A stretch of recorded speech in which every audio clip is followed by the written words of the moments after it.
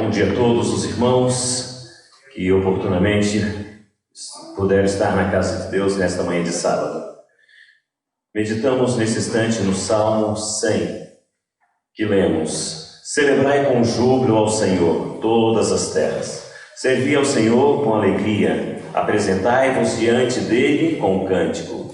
Sabei que o Senhor é Deus. Foi ele que nos fez e dele somos. Somos o seu povo e rebanho do seu pastoreio. Entrai por suas portas com ações de graça, e nos seus átrios com hinos de louvor. Rendei-lhe graça e bendizei-lhe o nome. Porque o Senhor é bom, e a sua misericórdia dura para sempre, e de geração em geração a sua fidelidade. Agradeço a Deus pelo momento que nós temos oportuno de estarmos nesse instante em tua casa, com o intuito de adorar o teu santo nome. Vamos orar nesse instante? Vamos colocar de pé.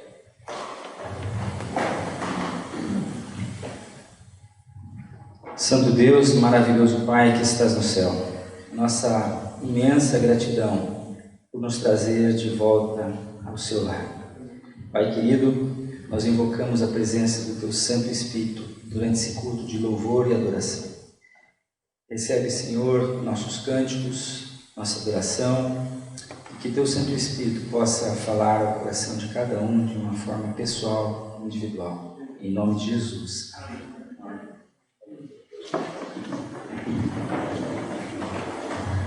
Nós temos muitas razões para agradecer a Deus. Uma delas é por podermos estar aqui com vida e saúde em mais um sábado que Ele separou para que pudéssemos adorá-lo, para que pudéssemos descansar. Vamos cantar o hino 244, Quantas Bênçãos. Que as bênçãos que Deus derrama em nossas vidas estejam sempre diante do nosso pensamento.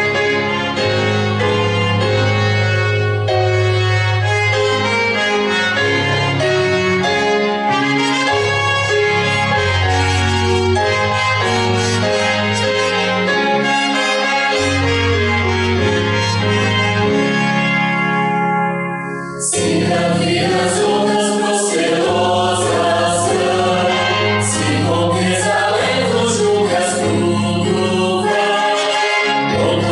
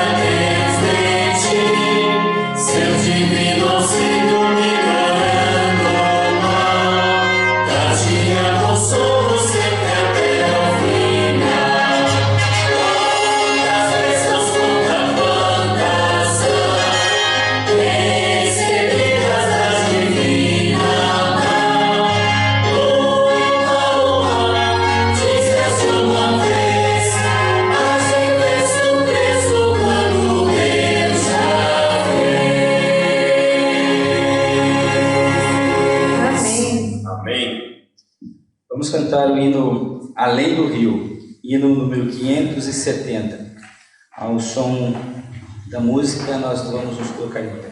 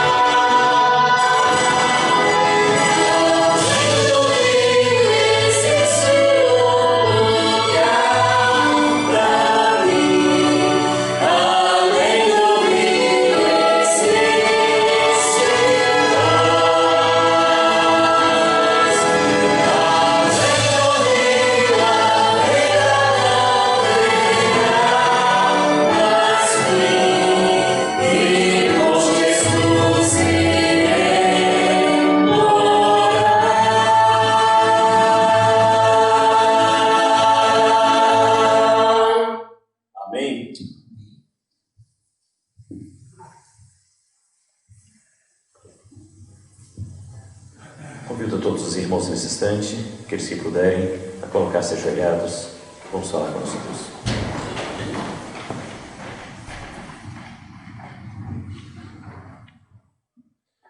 Pai nosso que estás nos céus, santificado seja o teu nome, Senhor. Viemos aqui nesta manhã de sábado com o intuito de ouvir a tua voz. Queremos te pedir, Senhor, que neste momento, com os nossos joelhos dobrados perante ti, em oração altiva e também com os nossos pensamentos, que o Senhor possa ouvir as nossas orações, as nossas preces e atendê-la conforme a Tua vontade. Também, ao abrirmos a Tua palavra, da mesma forma possamos ouvir a Tua voz e possamos ter a mensagem guardada em nosso coração e que possamos ter uma transformação de vida ao sabermos que a Tua palavra é rica e verdadeira. Por favor, Senhor, nos abençoe. Estamos vivendo num momento crítico, onde o mundo está contaminado, mas confiamos em Ti porque o Senhor é o Deus Todo-Poderoso e sabemos que o Senhor está no controle de tudo. Por isso pedimos, Senhor, faça-se presente em nosso meio nesta manhã e abençoe a todos os Teus filhos aqui e aqueles que estão espalhados em toda a face da terra, seja nos templos, seja em seus lares. Nós pedimos a bênção em nome e por amor de Jesus agora e sempre. Amém, Senhor. Amém.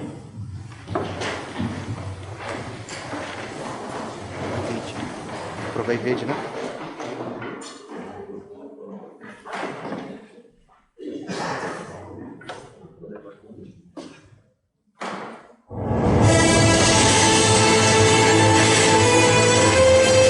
Provai e vede. História de hoje: motivação no desafio.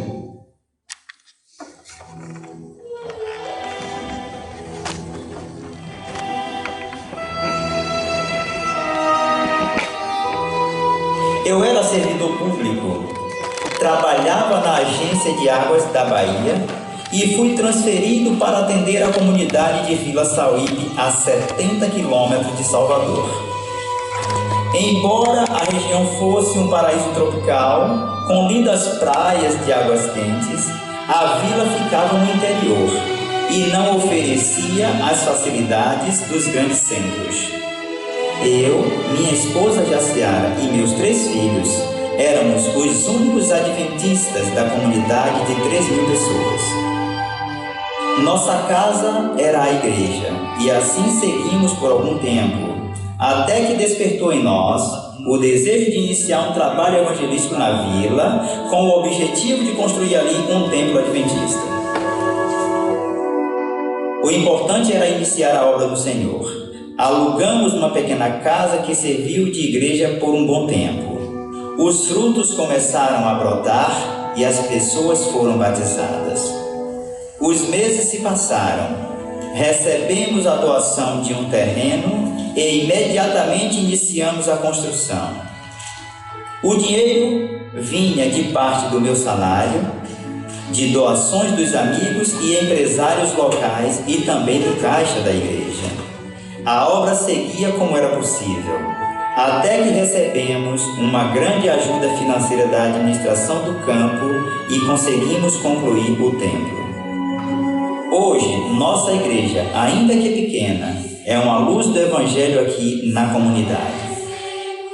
Para atender melhor aos irmãos, nossa igreja recebeu outro grande apoio da administração e estamos reformando a fachada central e construindo um tanque batismal. Tudo para a obra de Deus.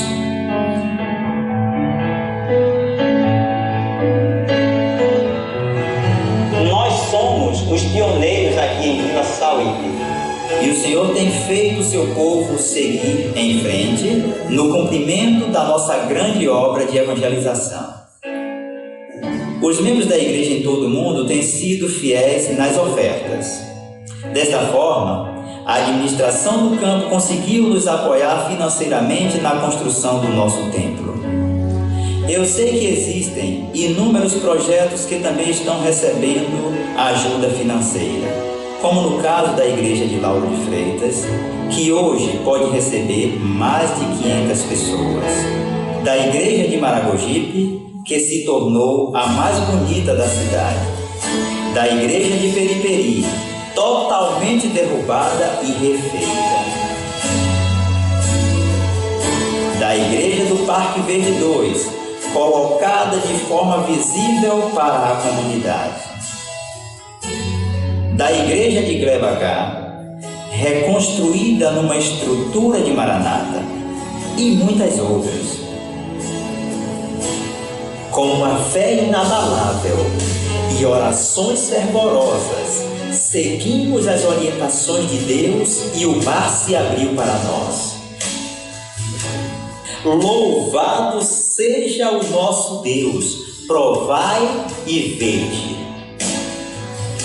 E agora, eu os convido para esse momento especial de adoração através dos dízimos e das ofertas. Que Deus nos abençoe.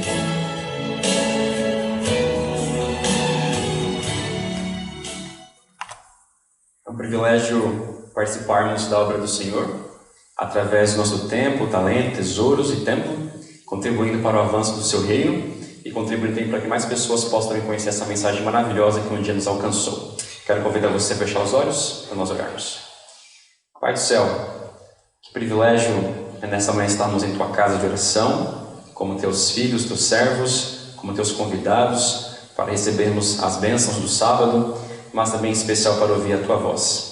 Nesta hora queremos repartir um pouco daquilo que o Senhor nos deu muito nesse mês, nas últimas semanas, trazendo os nossos dízimos e também as nossas ofertas, ó Pai, que são uma forma generosa de gratidão por aquilo que o Senhor faz por nós, pela provisão da vida, do cuidado e da manutenção do nosso lar. Há tantas pessoas que estão vivendo em momentos difíceis nesse período, perdendo o seu emprego, a sua saúde, mas o Senhor tem sido baluarte para todos nós.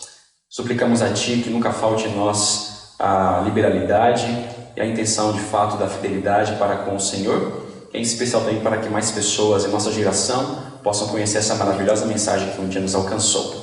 Que agora, ao devolvermos, possamos devolver com o coração grato e de fato com a sinceridade dentro do nosso coração, pois são bênçãos que clamamos a Ti, por amor e pelo nome de Jesus. Amém. Amém. Já quando estão autorizados a recolher os dízimos e as ofertas.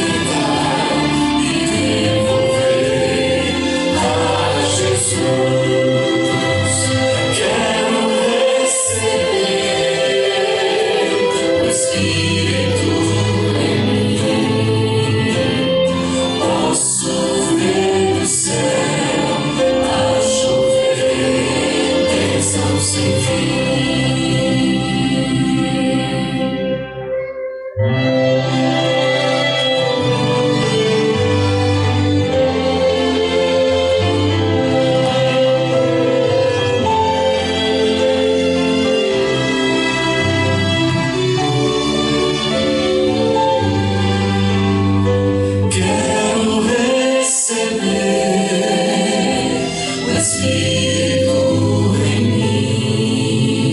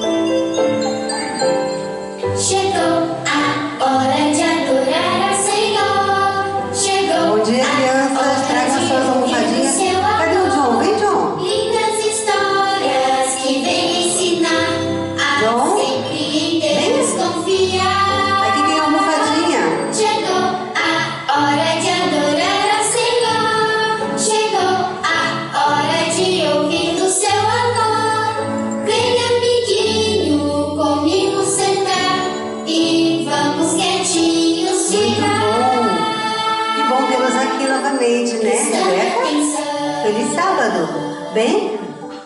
Feliz sábado, querido. E o John, feliz sábado. Estava preocupada se você viria ou não. Que bom, não é mesmo? E todos aqui, nossa, a igreja está linda. É muito bom vir louvar a Deus, não é mesmo? Adorá-lo neste dia de sábado. Olha só, eu vou mostrar para vocês. Hoje eu quero falar sobre dízimos, dízimos do Senhor. A Bíblia diz para a gente trazer todo o nosso dízimo à casa de Deus, porque se a gente trouxer, nunca vai faltar nada. Sabiam disso? Aqui vai ter como se manter e Deus vai derramar bênçãos na nossa casa. Que linda essa promessa, né, bem? Não é? Então, quem é que conhece este envelope aqui? Conhece bem? Eu vou deixar um com você. Esse é seu, tá? Um para a Rebeca. Esse é seu. E um para o John. John já tem? Já tem um envelopinho desse? Eu vou deixar mais um com você, tá bom? Então, eu quero contar para vocês a história de Pedro. Pedro, um menino assim, eu acho que ele tinha a tua idade assim, John, mais ou menos, mais velho que o Ben. E o Pedro, ele era um menino muito obediente. Tudo que o papai e a mamãe falavam, ele procurava obedecer sempre. Teve um sábado que ele esteve na igreja e a história foi falada sobre o dízimo. E trazer o dízimo, criança tem que devolver o dízimo, porque não é dar. Dar é aquilo que te pertence, dízimo não nos pertence, o dízimo é de Deus.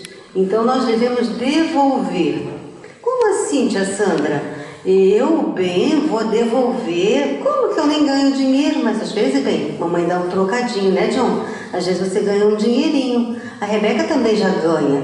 E desse dinheiro que vocês ganham, pode devolver o dízimo. Se vocês ganham 10, quero ver a mão do bem. Bem, mostra 10 para a tia Sandra. 10, as duas mãos. 10 reais, bem. Se você ganha 10 reais, uma moedinha desses 10, tira um dedinho só. Um dedinho, ajuda ele, mamãe. Tira só um dedinho. Não, um dedinho, vamos lá. Isso, tira um dedinho. E 9 moedinhas são tuas. E uma é para devolver para Deus. Você entendeu, João? Uma parte dos 10 é de Deus. E Pedro aprendeu isso e ficou muito feliz porque ele sabia que tinha que ser assim. Aí ele chegou em casa e disse para o papai: papai, eu ganhei da minha avó, eu ganhei 10 reais. Deixa eu ver se eu trouxe aqui. Eu ganhei, papai, 10 reais da vovó. Olha só, papai, que eu ganhei esse dinheirinho aqui. 10 reais, a vovó me deu. Eu sei que eu vou ter que devolver uma parte desses 10. Quanto eu tenho que devolver? Uma parte, R$1, certo? E assim o Pedro falou para o papai: papai, muito bem, você compreendeu que é devolver o dízimo, não importa. E o Pedro disse assim: mas se eu ganhar R$5, uma moedinha dos R$5, você vai ter que devolver 50 centavos. Mas o que a igreja vai fazer com 50 centavos, 25 centavos que uma criança devolve 10 centavos? É o seguinte, é proporcional. Tudo que eu ganho, eu devo devolver uma parte, 10%. 10%. Por quê? Se eu devolvo R$1, outra criança R$1, cada um devolver muitos reais ou poucos reais, serão muitos para ajudar na casa de Deus. Isso aqui não é muito, mas é mais do que R$10, certo? E assim deve fazer. O Pedro entendeu, o Pedro conversou com o papai e ele recebeu esses R$10. Eu vou dar esses R$10 para você hoje, para você levar para casa. Segura? Em casa você vai tirar R$1 desse e vai devolver para o Senhor. Você entendeu? Viu bem? É assim que acontece. Nós devolvemos uma parte daquilo que nós ganhamos. Que história linda, não é mesmo? Sabe por quê? Porque Deus, o nosso Deus, é um Deus de regras. Tudo nessa vida tem regras. Sabiam? E se a gente seguir as regras, nós seremos muito felizes. Tia Sandra tem falado de regras todo sábado, não é mesmo? Então, precisamos seguir as regras para que possamos ser felizes. Entenderam isso, John, Rebeca e Ben? Vocês entenderam? Então, sábado que vem, eu não sei se todos vão ter a moedinha para trazer de dízimo. Não sei se vocês ganharam, vão colocar dentro do envelopinho que a tia Sandra deu. E os adultos, com certeza, terão os deles também, certo? E vão trazer a casa do tesouro, que é a casa de Deus. Que linda história. Esse é seu, John. Vamos orar?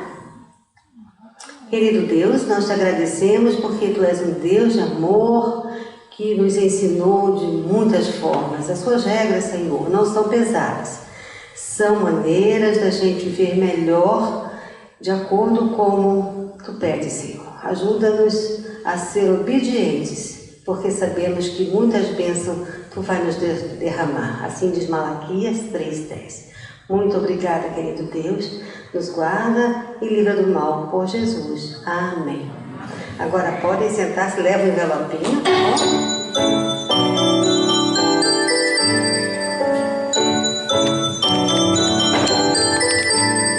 Agora vamos em família adorar, pensar em Deus e aprender do seu amor.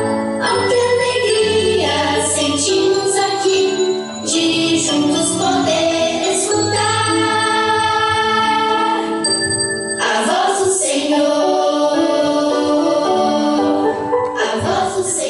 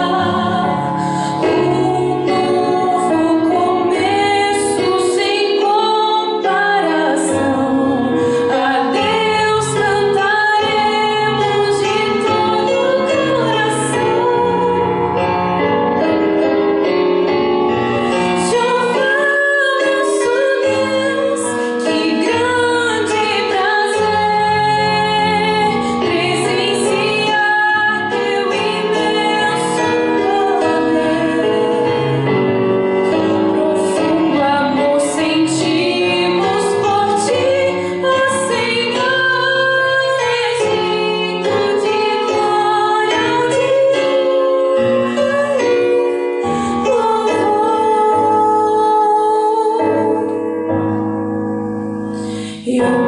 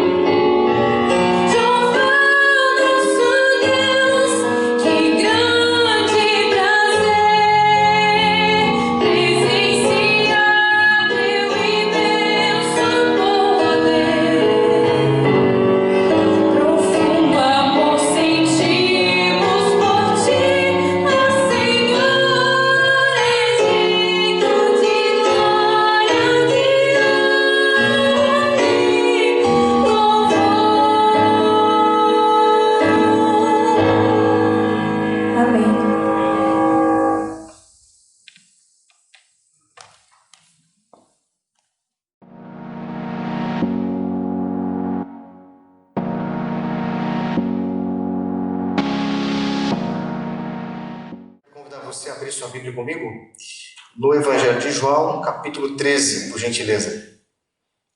Evangelho de João, capítulo 13.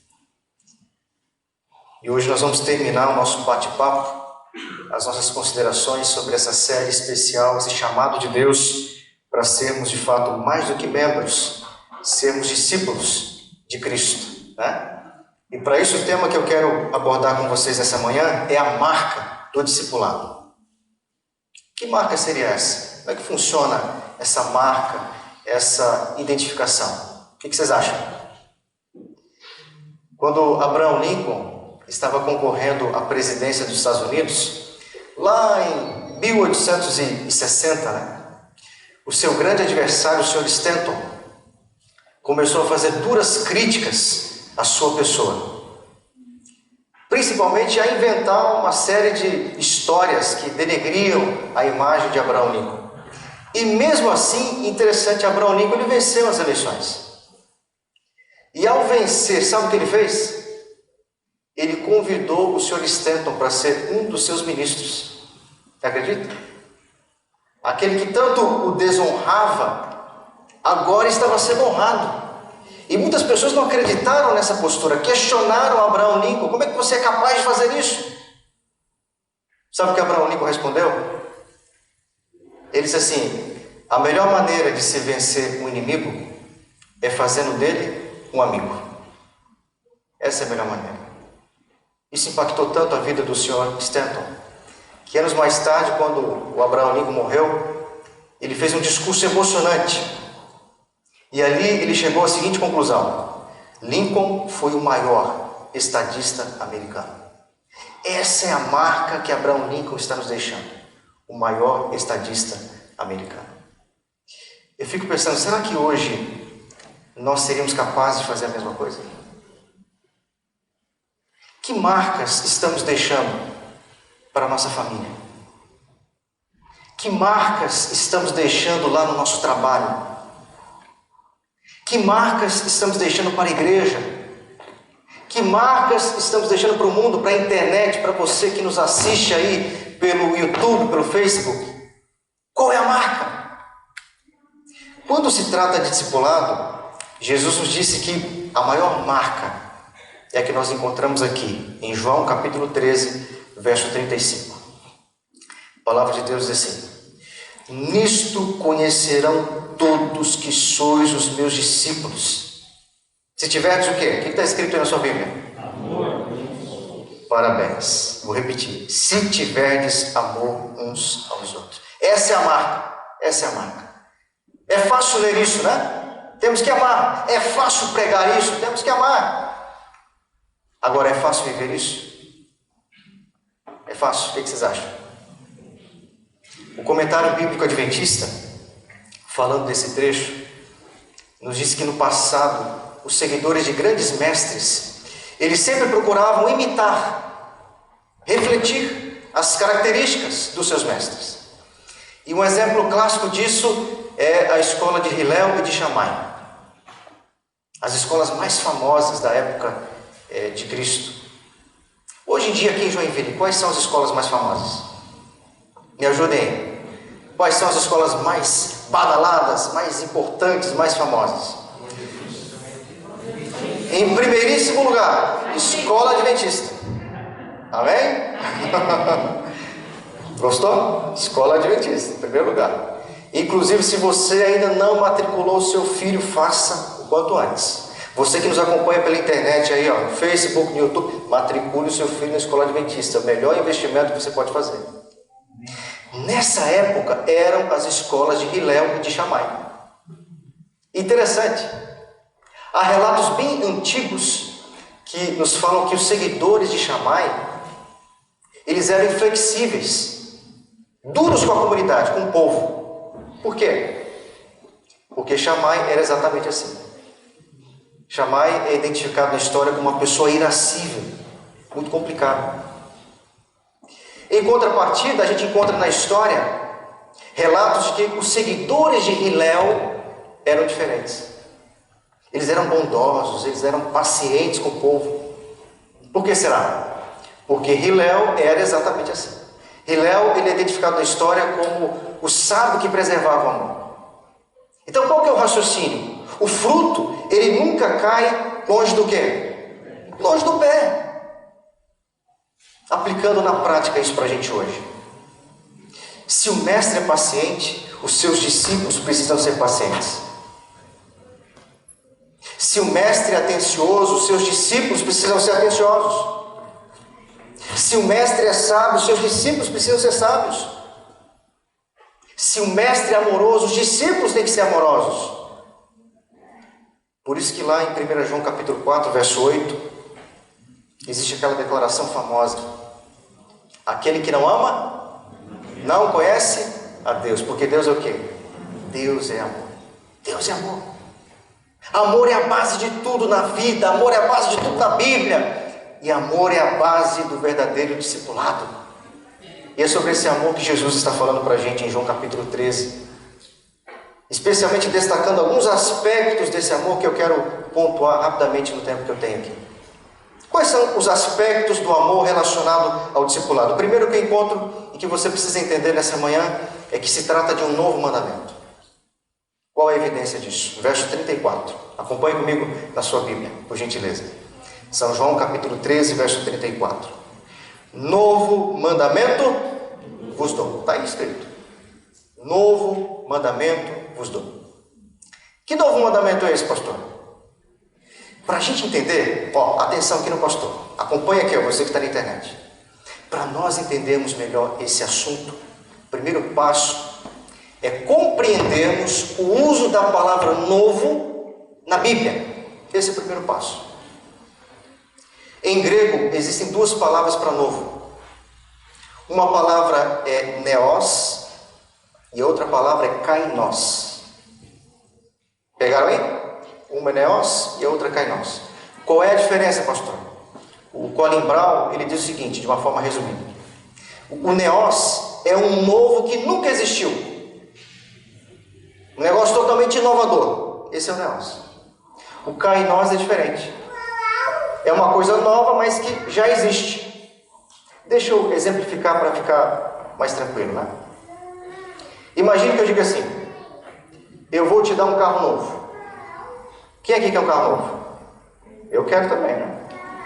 Se souber quem está dando, eu estou aceitando. Vou te dar um carro novo. Se o carro que eu lhe der for da marca, sei lá, Ford, Fiat, né? Um modelo que já exista, em grego eu usaria a palavrinha kainos, porque é um carro que existe. Agora, se o carro que eu lhe der for da marca, sei lá, XYZ, modelo Agenor 2.0, né? Tem esse carro aí no mercado? Não. Uma coisa totalmente inovadora, seria um carro bom, hein? Uma coisa totalmente inovadora, em grego eu usaria a palavrinha neos, que é o novo que totalmente inovador. Perceberam a diferença? É simples, né? Com essa diferença em mente, adivinhe qual é a palavra que Jesus está usando aqui? Neos ou kainos? Kainos é a palavra que ele está usando. Kainos. Ou seja, é um novo, mas um novo que já existia. Ah, pastor, mas cadê a evidência? Vamos para a Bíblia. Levítico capítulo 19, versículo 18. Está lá a prova. Amarás o teu próximo como a ti mesmo. Levítico 19, 18. Olha que interessante. Essa expressão ela vai se repetir 7 vezes. Pode contar aí na Bíblia. 7 vezes no Novo Testamento. Inclusive relacionado à questão do novo mandamento. Mas a raiz, a origem é onde? É lá no Antigo Testamento. Mas se algo antigo, pastor, o que há de novo aqui? Não estou entendendo. Vou te explicar. Jesus está ampliando o sentido para nos ensinar hoje o seguinte: o amor não é meramente o que se sente, o amor é o que se faz. Essa é a lição preciosa que Jesus quer nos ensinar nessa manhã. Amor não é o que se sente, é o que se faz. Diferentemente do que as pessoas dessa época pensavam. Deixa eu abrir o leque. Os comentaristas dizem que nessa época ainda havia pessoas com sentimento de retaliação. olho por olho, dente por dente. E o caso da mulher adúltera de João capítulo 8 é um exemplo disso. Nessa época ainda havia pessoas com sentimento de exclusivismo. Está na Bíblia, Mateus 5,43. Olha só o que eles ensinavam: amarás o teu próximo e odiarás o teu inimigo. Que coisa maluca! Então Jesus se aproxima com a autoridade para trazer uma atualização no sistema operacional. Qual é a atualização? Amor não é sentimento meramente. Amor é o que você faz. E a mesma coisa acontece com o discipulado. Olhe para Jesus. Como é que Jesus realizou na prática o seu discipulado? Em momento algum, Jesus sentiu medo de convidar pessoas que não estavam capacitadas, porque Ele mesmo as capacitava.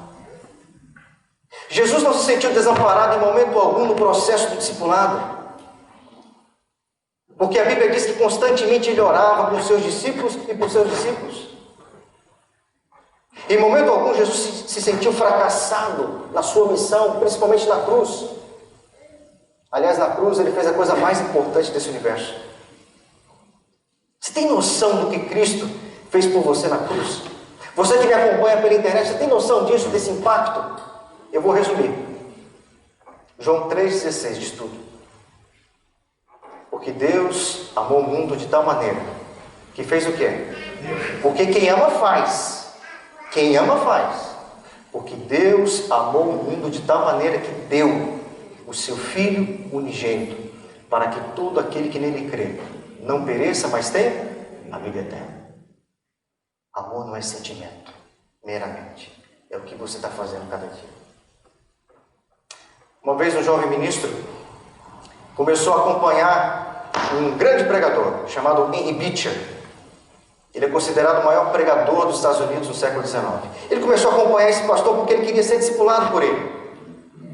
E já em uma das primeiras oportunidades de mentoria, ele fez a seguinte pergunta para Henry Beecher: qual seria, pastor Beecher, o segredo da pregação? Eu queria pregar como o senhor prega, com poder, com autoridade. E Beecher respondeu: é muito simples. Você ama pregar? Ele disse: claro que sim. É uma das minhas maiores paixões. Mas e o seu público? Questionou o Henry Beecher. Você ama as pessoas a quem você prega? E aquele jovem ficou em silêncio. Porque ele pregava muito no púlpito, falava bem, mas não fazia nada pelas pessoas.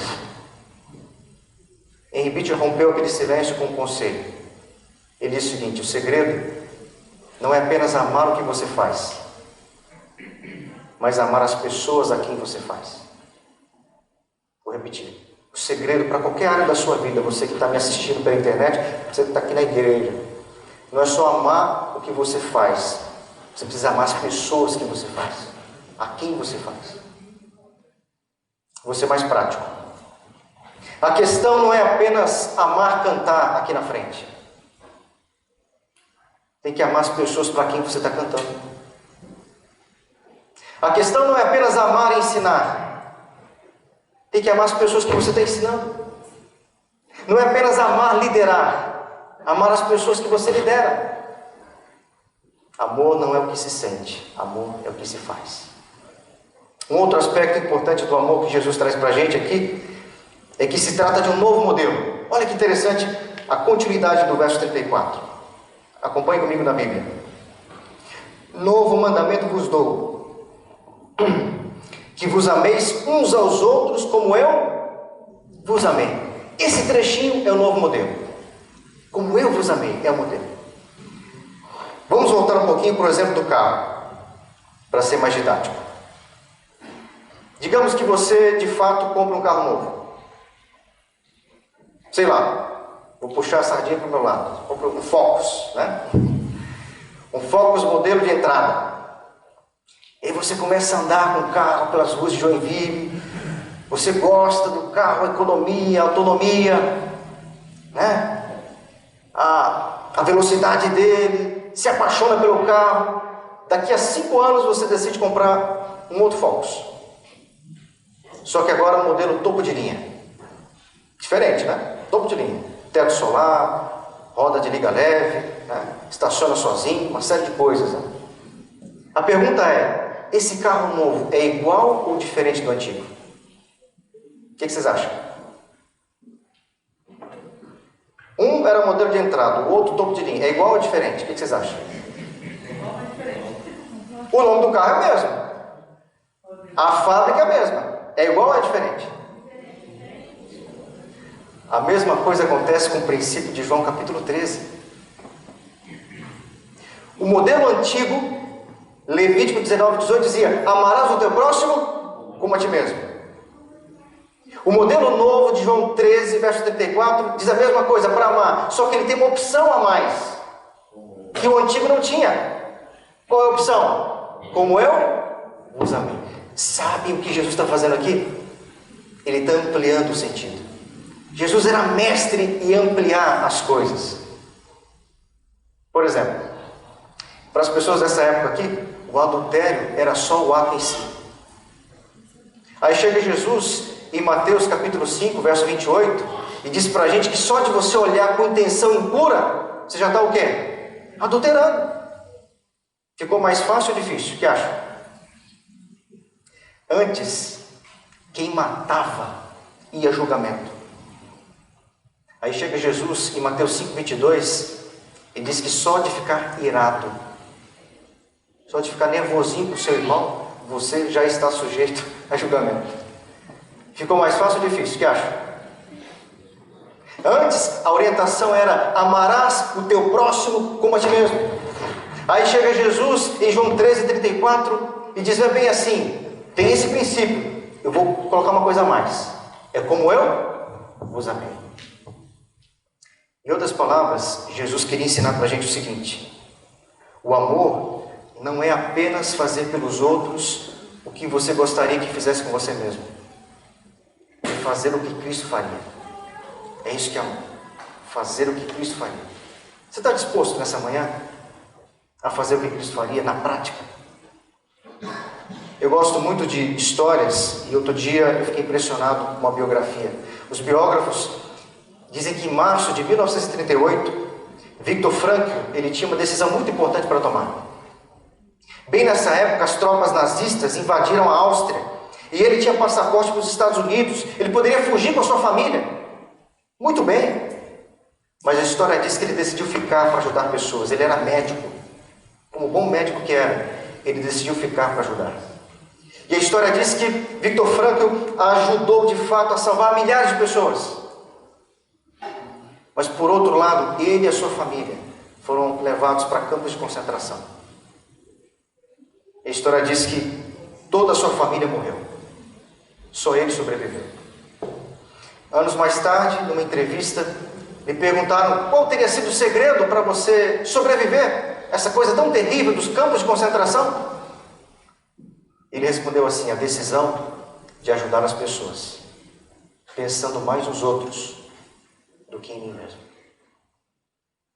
Gente, isso é discipulado. É você se arriscar por causa do seu próximo. É você às vezes gastar mais dinheiro com os outros do que com você mesmo. É você gastar mais tempo com os outros do que com você mesmo. É você pensar mais nos outros do que em você mesmo. Isso é discipulado, isso é amor. Amor não é fazer pelos outros o que você gostaria que fizesse com você mesmo. É fazer o que Cristo faria. Para terminar, existe um último aspecto impressionante do amor. Qual é o aspecto? Quando você ama de verdade, você tem um novo resultado. E esse novo resultado está no verso 35. E aqui eu vou terminar. Nisto conhecerão todos. Quantas pessoas? Todos. Sabe o seu vizinho? Seu vizinho chato? Ele vai ver em você um discípulo. Sabe os seus colegas de trabalho? Eles vão ver em você um discípulo. Sabe o pessoal da rua? Vão ver em você um discípulo. Quando você e eu fizermos o quê? Amarmos uns aos outros. David Ferguson, ele é o CEO do Exponential, lá nos Estados Unidos. E alguns anos atrás, ele lançou um livro impressionante sobre discipulado, vale a pena ler. Formador de Heróis, é o título desse livro. E após ler essa obra, eu fiquei tão impactado, que eu comecei a fazer algumas reflexões que até então eu não tinha me ligado. Por exemplo, você sabia que no livro Atos dos Apóstolos, 39 dos 40 milagres que estão ali aconteceram fora da igreja e não dentro dela? Sabiam disso? Você sabia que na agenda de Jesus, nos 4 evangelhos, Cristo gastou mais tempo com as pessoas do que no templo? Sabia disso?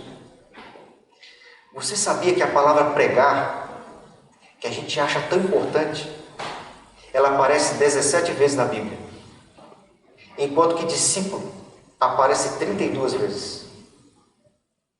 Você sabia que a palavra ouvir, que a gente pratica tanto aqui dentro da igreja, aparece 164 vezes na Bíblia, enquanto que amar aparece 268 vezes? Sabe, a Bíblia não está condenando a nossa prática, o nosso costume de ficarmos dentro da igreja sábado após sábado, sentados, apenas escutando o sermão. Ela não está condenando isso. Mas por outro lado, ela está dizendo o seguinte: se você quer resultados diferentes, faça coisas diferentes. Se você quer resultados na sua família, resultados diferentes, faça coisas diferentes. Se você quer resultados na nossa igreja diferentes, faça coisas diferentes. Você que está na internet, faça coisas diferentes.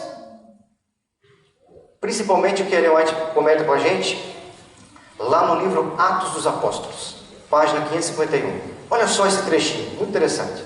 Ele diz assim: no céu, sua aptidão como obreiro é medida por sua habilidade em amar como Cristo amou e a trabalhar como Cristo trabalhou. Uau! No céu o crivo é diferente. Você é avaliado se você está amando como Cristo amou e se você está trabalhando como Cristo trabalhou. E aí? Há muitos anos atrás, um violonista muito famoso, chamado Fritz Kreisler, ele tinha uma apresentação para fazer em Londres.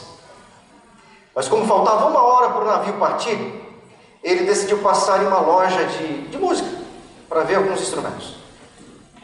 E aí, tempos depois, ele saiu com um violino nas mãos. Ele acabou sendo confundido com um ladrão. Eles chamaram a polícia, as autoridades, e quando abordaram o Fritz Kreisler, a primeira coisa que questionaram: quem você acha que é para levar um violino tão caro como esse? Ele respondeu: eu sou o Fritz Kreisler. Mas ele estava com um chapéu grande, não dava para ver direito o rosto, e eles não o identificaram como Fritz Kreisler. Então ele pegou o violino e começou a tocar uma das suas músicas mais famosas, bonitas. Diante de tamanho talento, maestria, reconheceram ele como artista. Pediram 1000 desculpas. E ao final brincaram com ele. Disseram assim: não basta dizer que é Fritz Kreisler, tem que tocar como Fritz Kreisler. Eu queria repetir a mesma coisa para você que está me assistindo hoje aqui, na igreja presencial e no online, ou em algum momento pela internet. Olha aqui para mim, fazer igual o Luiz, né? Não basta você dizer por aí que você é discípulo. Tem que amar como discípulo. Porque quando você amar, nisto reconhecerão todos que sois os meus discípulos. Ah, pastor, como é que eu faço isso? É tão difícil. Ellen White nos dá uma outra dica, essa autora americana que nós respeitamos muito. Qual é a dica que ela nos dá? Ciência do Bom Viver, página 361. Ela diz assim: dê cada um amor em vez de exigi-lo. Olha só, frase pequena, curtinha, mas profunda. Presta atenção. Dê cada um amor em vez de exigi-lo.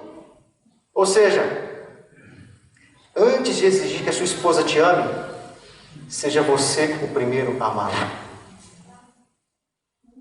Antes de exigir que a igreja te entenda, seja você o primeiro a entender as pessoas.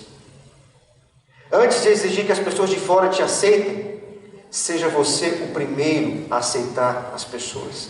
Dê cada um amor em vez de exigi-lo. E com isso você vai se surpreender. Você vai entender que o amor não é um sentimento meramente, é fazer o bem. Você vai compreender que o amor não é apenas fazer pelos outros o que você gostaria que fizesse por você. Amor é fazer o que Cristo faria. E nisso conhecerão todos que sois os meus discípulos. Eu gostaria, nessa manhã, de praticar, pela graça de Deus, clamar a Ele o milagre de viver esse amor. Mais alguém aqui gostaria? Você que está na internet gostaria? Vamos orar juntos então. Querido Deus, onipotente Pai, muito obrigado por essa orientação tão relevante. Dentre tantas tarefas, tantas demandas na igreja, a principal é essa: amar uns aos outros. Ajude a tua igreja a cumprir isso. Prepara-nos mais e mais para sermos discípulos do Senhor. É a nossa prece, em nome de Jesus. Amém.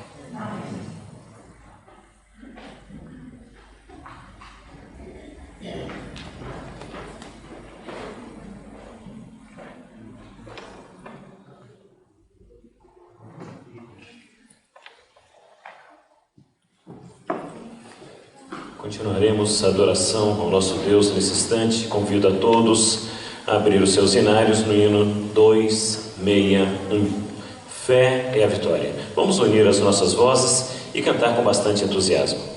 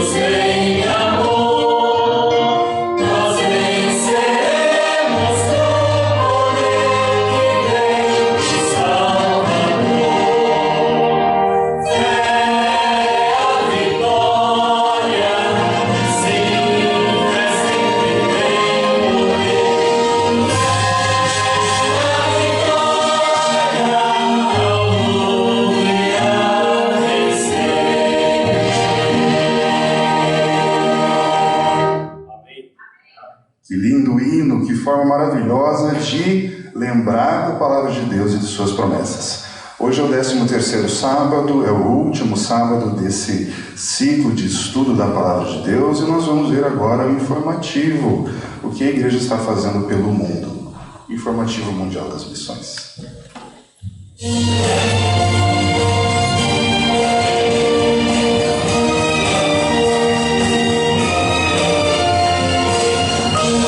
Informativo Mundial das Missões. O amigo engraxate. William era engraxate no Chipre, e certo dia um homem sentou-se em sua cadeira e falou em búlgaro. Como você está? William ficou surpreso. Ninguém lhe havia feito essa pergunta há 10 anos, desde que se mudara da Bulgária. O homem, que se chamava Philip, acrescentou: Jesus ama a todos, não importa a situação que estamos. William tinha problemas com tabaco e bebidas, e por isso aquela frase foi ainda mais marcante ao seu coração. Diariamente, Philip ia no mesmo ponto que William trabalhava e conversava sobre Jesus com engraxate. William começou a se abrir, comentando que tinha perdido um bom emprego ao chegar no Chipre e se envolvido com vícios logo em seguida.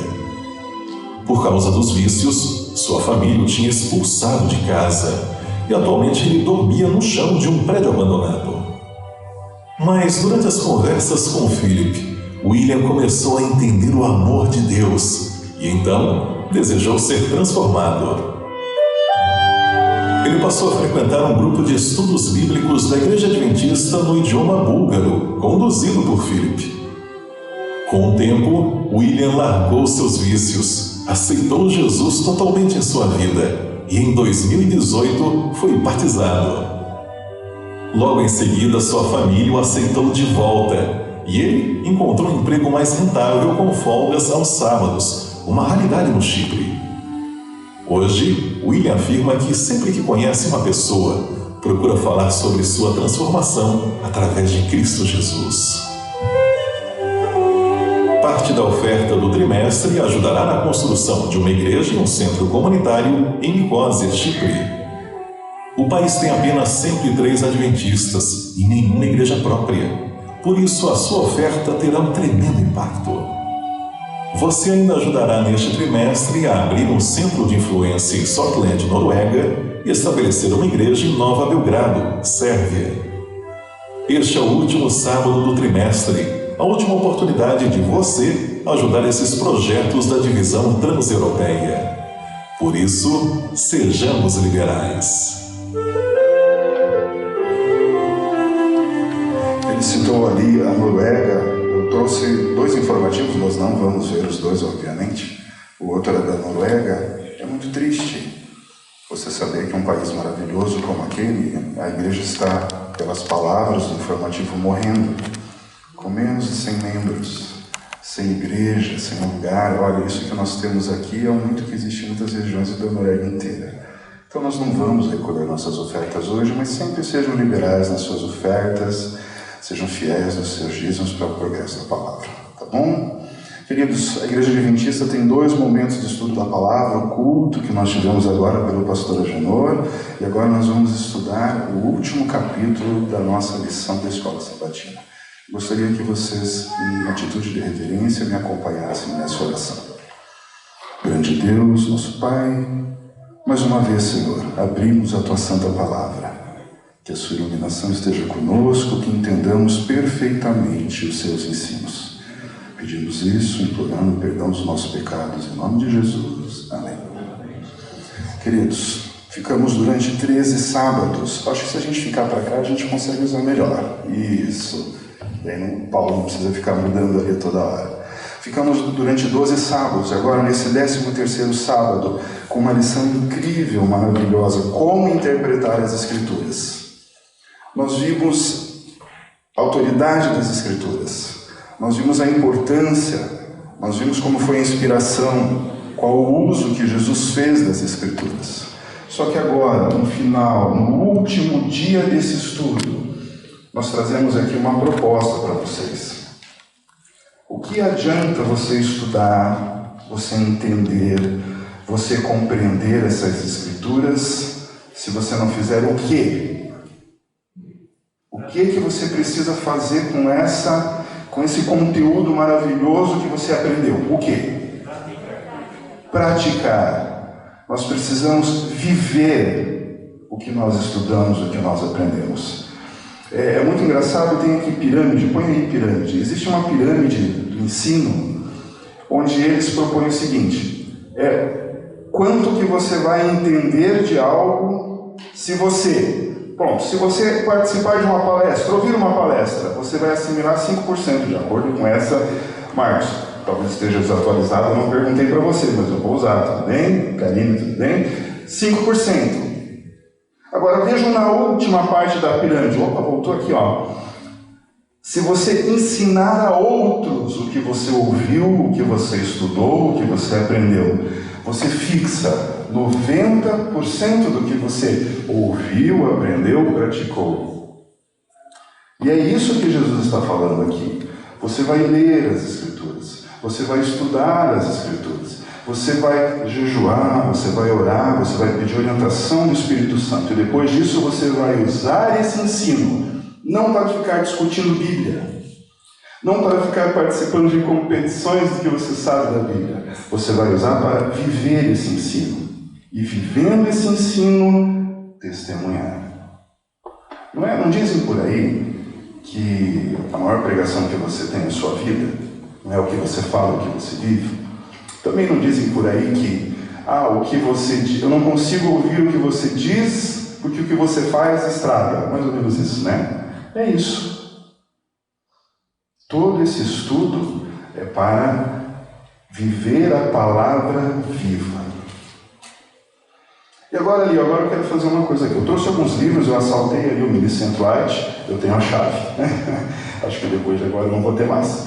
Eu assaltei o Minicentro Arte, eu tenho ali vários livros e eu vou dar esses livros para quem me der a resposta. Lá no domingo, tem um título assim, ó, A Palavra Viva e alguma coisa ou alguém. Quem dá vida à palavra? Quem disse? O Espírito Santo. Essa é uma das grandes diferenças da Bíblia para outros livros santos de outras religiões.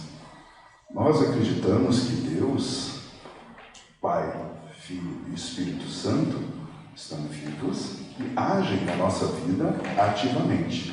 Então eu quero fazer alguma coisa aqui, ó. Eu contei quantas vezes no domingo está escrito Espírito Santo.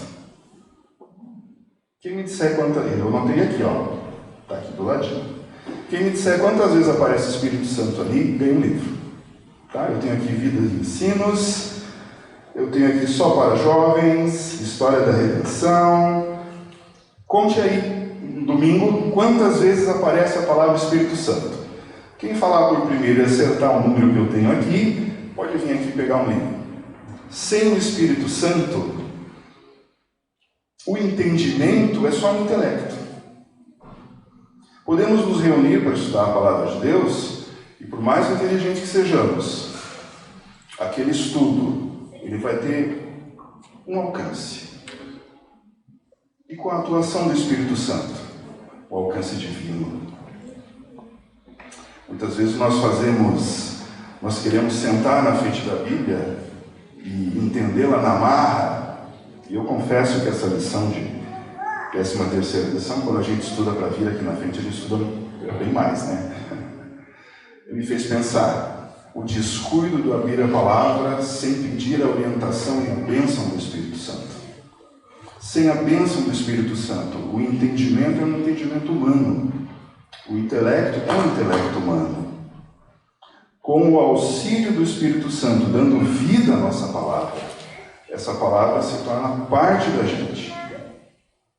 Eu achei muito bonito que eu participei ontem do nosso Zoom. Convido a todos que participem da classe dos professores, 7h30, feita aqui pela Central, o Marcos à frente, o Marcelino à frente. Ontem nós tínhamos o Mateus, e agora eu não sei se foi ele ou se foi você, Marcos. Me ajudem no horário, tá? Ele falou assim, quando você participa de algo da Bíblia, você torna uma letra escrita da Bíblia, algo mais ou menos assim. Me ajudem quem estava lá ontem, né? Ou seja, quando você, através da unção do Espírito Santo, da orientação divina, entende a palavra e vive a palavra e transmite a palavra, você de uma certa maneira se torna parte da Bíblia escrita por Deus.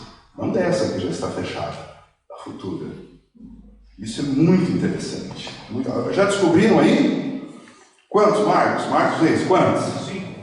5. Não. 6. Quem falou 6 primeiro aqui? Por favor, pode vir escolher um livro. Você vai escolher um livro. Marcos deve ter mais de uma vez aí. Eu contei 6. Fique à vontade, fique com distanciamento social, tá? Quem está assistindo pela internet, estamos todos longe uns dos outros. Parece que eu estou perto, mas eu estou a 5 metros dela aqui, tá? Mas assim a TV aproxima um pouco. Fique à vontade. Agora eu tenho mais uma proposta. Pode escolher o que você quiser. A próxima pessoa vai ganhar 2 livros. Nesta mesma página, várias vezes, 6 vezes, é dito Espírito Santo. Ok, correto. Mas tem mais vezes que é só dito o pronome. Não fala o Espírito Santo. Fala. Quem me disser quantas vezes tem Espírito Santo mais o pronome ganha 2 livros. A dificuldade é o pronome, tá? A dificuldade é o pronome. Alguém já achou? Não? Vou dar mais um minutinho e depois vocês me digam. Agora, pessoal, quem é o nosso exemplo em tudo como cristãos? O exemplo perfeito em tudo. Quem é? Quem? Jesus. Tá. Eu achei que essa pergunta teria mais respostas, mas obrigado. Jesus. Então nós vamos agora rapidamente ver como que Jesus se comportava aplicando os ensinamentos bíblicos que nós vimos nesses 12 sábados, nessas 12 semanas anteriores. E aqui eu quero já fazer uma proposta. Daqui a pouco eu vou pedir que seja projetado aqui o porta, não ponho ainda, tá? E eu quero dizer que eu vou trazer essa projeção por poucos segundos, num sentido didático. Não gosto, não assisto, não faço parte, mas só no sentido didático. Vocês já ouviram, principalmente quando a gente fala para as crianças, a gente fala assim, ó, filho, se você tiver uma dúvida, faça o que Jesus faria. Já viram isso? Já usaram esses termos para os filhos? Tá? Vocês acham isso bom? Bom? Filho, olha, se você não souber o que fazer, faça o que Jesus faria. Vocês acham bom? Eu acho bom. Mas ele tem problemas. Vocês veem algum problema em usar essa faça o que Jesus faria na sua vida? Não? Alguém vê problema nisso? Ih, será que só eu? Não. Todo mundo acha que está bem legal? Ok. Acho que eu entrei por uma rua que só fui sozinho, né? Eu fui sozinho nessa rua. Mas vamos lá. Põe. Essa é a visão de Jesus, de um grupo que faz, abre aspas, fecha aspas, humor na internet, Porta dos Fundos. Eles fizeram um filme sobre Jesus, onde Jesus é um efeminado, é uma pessoa covarde, etc. Eu não vi, então eu não posso dizer mais do que me contar. Pode fechar. Sabe qual é o problema de fazer o que Jesus faria? É que nisso implica em conhecer Jesus. Quando você não conhece Jesus, muitas vezes você pode achar que Jesus faria algo que ele não faria. Eu não tenho grande conhecimento de Jesus, sou um cristão comum. Isso ele não faria. Pelo que eu conheço dele, ele não faria. Eu não escrevi aqui, deixa eu ver o tempo, temos tempo. Essa semana eu fui acusado de, lá no meu consultório, de assediar uma paciente. Eu fui acusado. E quem me contou isso foi o marido dela. O marido dela falou, olha, a minha esposa disse que você fez tais coisas aqui. Isso que ele estava na sala de espera. E eu participo de um grupo da minha universidade, coisa de 30 anos atrás, né? E eu compartilhei lá, sem citar nomes, falei, olha gente, fui acusado de... Minha esposa está sabendo isso agora, depois eu tenho que comprar em casa. Fui acusado de assediar a esposa de um cliente meu. Aí um amigo meu pôs assim, você? Impossível! Impossível, Marco, você é impossível de ter feito isso. Ele me conhece. para que nós usemos o que Jesus faria, precisamos conhecer Jesus. Quando nós vemos Jesus aqui, agora abram a Bíblia de vocês, ali ó, pergunta 2, Lucas 4, 4, 4, 8, 4, 10 e 12. Nós temos quem ali? Que dois personagens nós temos ali? Vocês estudaram a lição, vocês responderam essa pergunta, vocês estão por dentro do assunto. Quem nós temos ali nessa situação de Lucas 4? Quem? Jesus e Satanás. Ok, os dois estão usando que livro da Bíblia? Tá bom, vou fazer a pergunta diferente. Os dois estão usando que livro? A Bíblia daquela época, que é o antigo, parte do Antigo Testamento que nós temos hoje. Tá? E eles estão usando que livros da Bíblia daquela época? Vocês chegaram a procurar? Quem? Fale. Não. Deuteronômios e Salmos. Quem falou Deuteronômio? Ah, pastor, pode vir pegar o livro aqui, por favor. Descobriram quantos Espíritos Santos e pronomes tem relativos ao Espírito Santo? Não? Depois me fala. Pode escolher um, pastor? Pode escolher um. E alguém falou Salmos. Quem falou Salmos? Alguém falou Deuteronômios aqui e eu ouvi Salmos lá no fundo. Deuteronômio, mas aí foi quem falou antes. Mas aqui temos bastante livro. Primeiro vamos ver, alguém falou Salmos? Quem falou Salmos? Está correto. Pastor Wesley? Não? Se alguém lembrar que falou Salmos, depois pode vir pegar um livro. O senhor, por favor, quem falou Deuteronômio junto com o pastor? Pode vir aqui, distanciamento social, escolher um dos nossos 3 livros que estão aqui, Fundamentos do Lar Cristão, Só para Jovens e Orientação da Criança. Ah, agora eu vi que o senhor é você. Não, mudar de senhor para você não é um demérito, tá, Marcos? Qual que você quer, querido? Fique à vontade. Ó, estamos a 5 metros um do outro, tá? Fique à vontade, obrigado. Obrigado. Olha, quando é citado Lucas 4:4, olhem na sua Bíblia. Eles estão falando de Deuteronômios 8:3. Quando é falado em Lucas 4:8, eles estão citando Deuteronômios 6:13. Quando é falado em Lucas 4:10 a 11, e aí, quem está falando nesse momento? Satanás. Ele está citando o Salmo 91, 11 a 12. Tirará suas pedras e os anjos te segurarão para que não caias. E finalmente, quando é falado em Lucas 4:12, Jesus está citando Deuteronômios 6:16. O que vocês notam?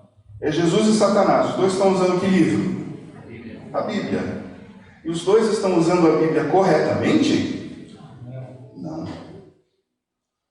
Precisa conhecer o contexto, precisa conhecer a história, precisa ler, como me diziam quando eu aprendi na igreja, precisa ler um pouco antes, precisa ler um pouco depois, para que você não engane a outros, ensinando errado, e para que você não seja enganado quando for estudar a Bíblia.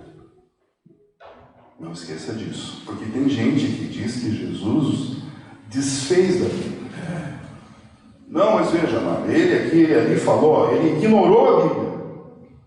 O pastor acabou de pregar algo, né? Muito parecido com isso, né, pastor? Olha, não, Jesus ali, a Bíblia dizia uma coisa e Jesus dizia outra. Para você que conhece o Cristo, isso é possível?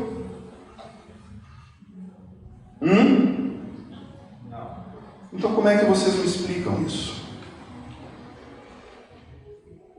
Gente, qual é o problema de você tentar explicar, colocar Cristo contra a Escritura? Vocês veem algum problema nisso? Olha, dizem que a gente nunca deve fazer isso com o professor de escola sabatina, tá, Chico? Mas se você barra na sua cabeça tão assim, você poderia nos dizer por que isso é ruim? Porque a palavra de Deus é a vida de Jesus. A palavra de Deus é a vida de Jesus. Gente, quem inspirou os homens do Antigo Testamento a escreverem a Bíblia? O Espírito Santo, a Trindade. Quem é o Verbo? João fala, em João 1. Aquele que acompanhou o povo no Egito, aquele que esteve presente na criação. Quem estava na nuvem com o povo de Israel? Quem estava no fogo? Quem era? Cristo é o autor intelectual, digamos assim, do Velho e do Novo Testamento. É através do Espírito de Deus, dele, que as pessoas tiveram as revelações e escreveram.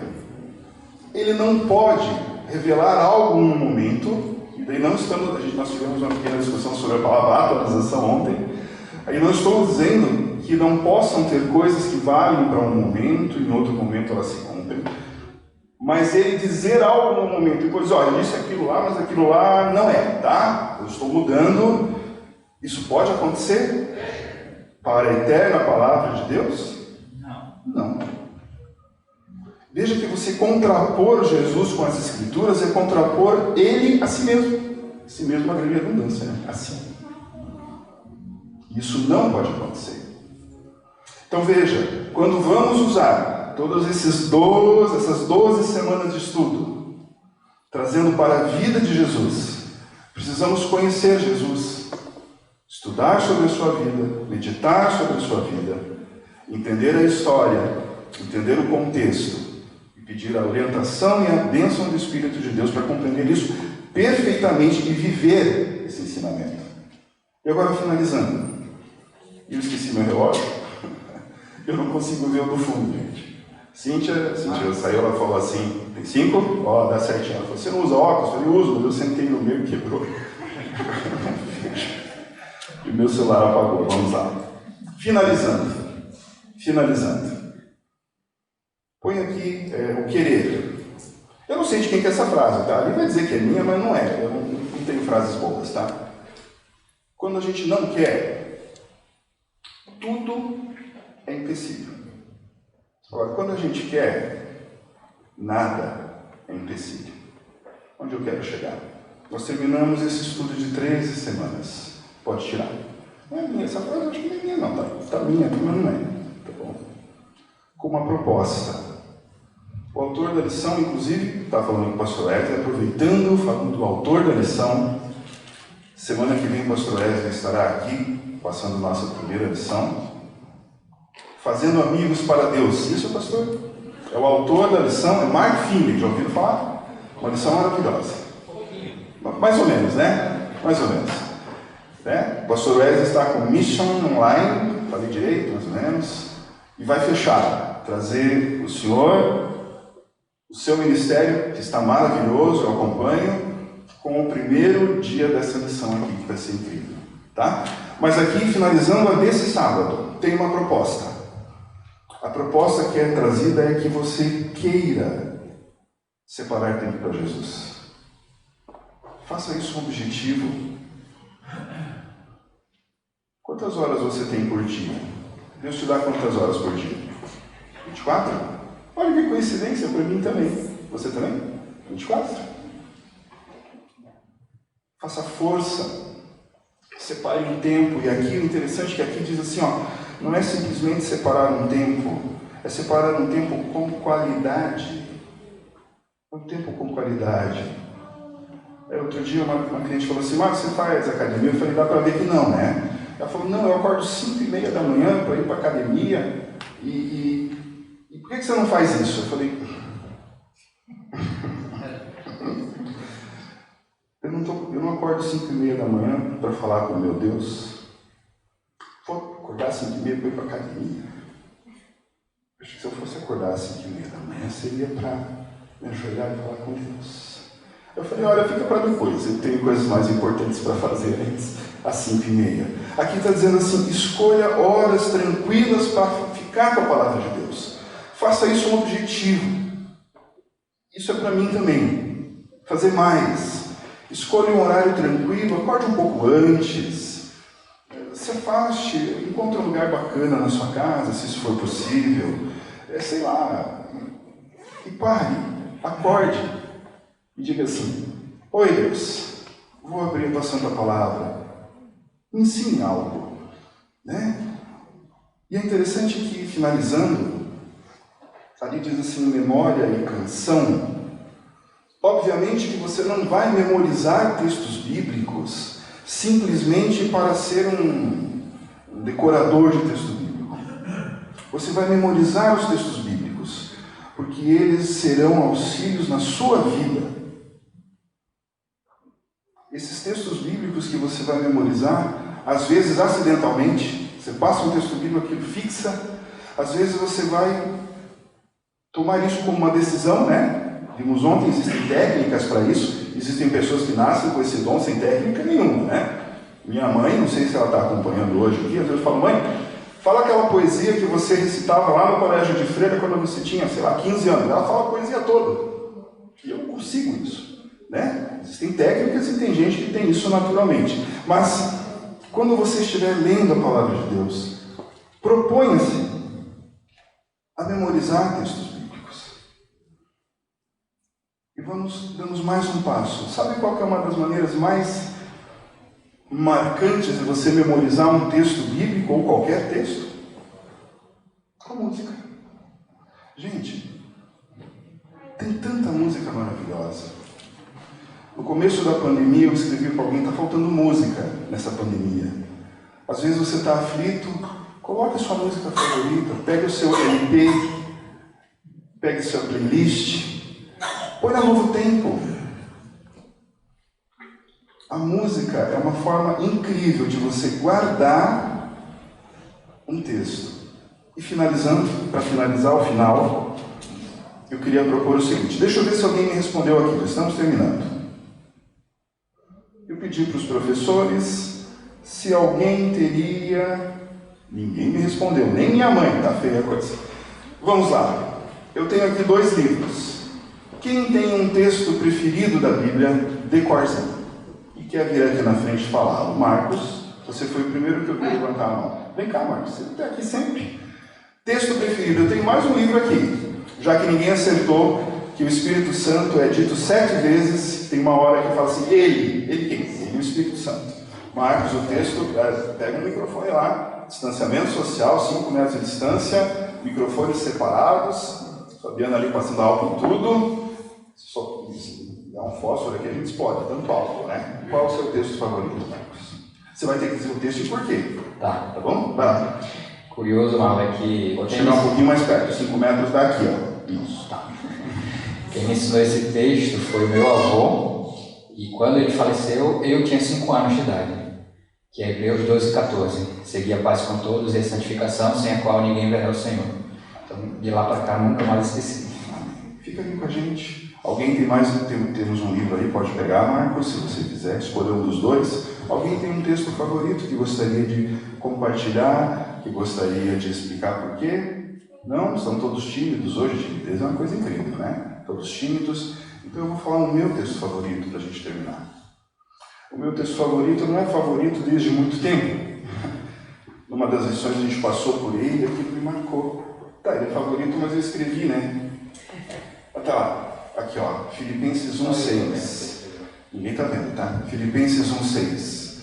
Estou convencido que aquele que começou a boa obra em você vai terminá-la até o dia de Cristo Jesus. Deus começou uma boa obra em você. Ele não desiste de ninguém. Ele vai terminar. Amém. Amém?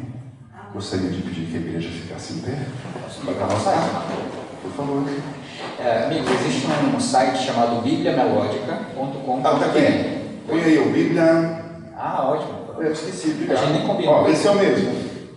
Isso. Esse ali. Tá ali, ó. Tem 98 textos, se não me falha a memória. Adventista? Adventista. Aqui tem uma Ellen White e tal. Sim, tem alguns textos, 2 inclusive textozinhos pequenos. Ela musica o texto e dá a referência ainda. Então, se você quer aprender aí... Isso. Quase 90 textos, grava no pendrive, bota no carro, deixa tocando e aí o cérebro aprende sozinho.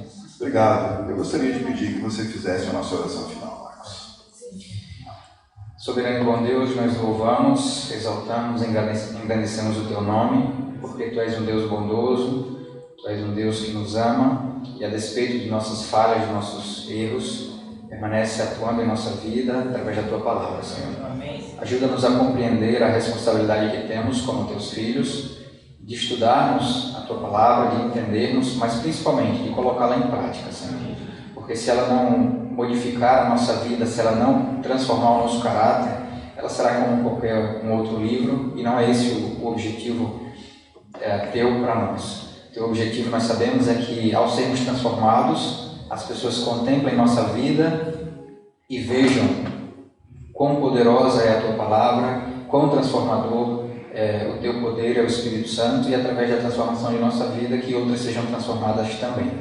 Ajuda-nos a nos empenharmos, ó Deus, para memorizarmos a tua palavra, para permitirmos que ela opere em nós de forma profunda. O salmista diz: escondi a tua palavra no meu coração para não pecar contra ti. Então que coloquemos, ó Deus, que separemos tempo, que aprendamos a separar tempo para ler, estudar e para memorizar também trechos da palavra do Senhor, e que a nossa vida seja um constante testemunho, como o Marcos falou aqui também, que a nossa vida prática seja mais uma letra acrescentada ao histórico de filhos teus que trabalharam para o teu reino, Pai. Amém. Obrigado por esse privilégio, obrigado por tudo que tem feito por nós e pela guia do Espírito Santo. Te agradecemos em nome de Jesus. Amém. Amém.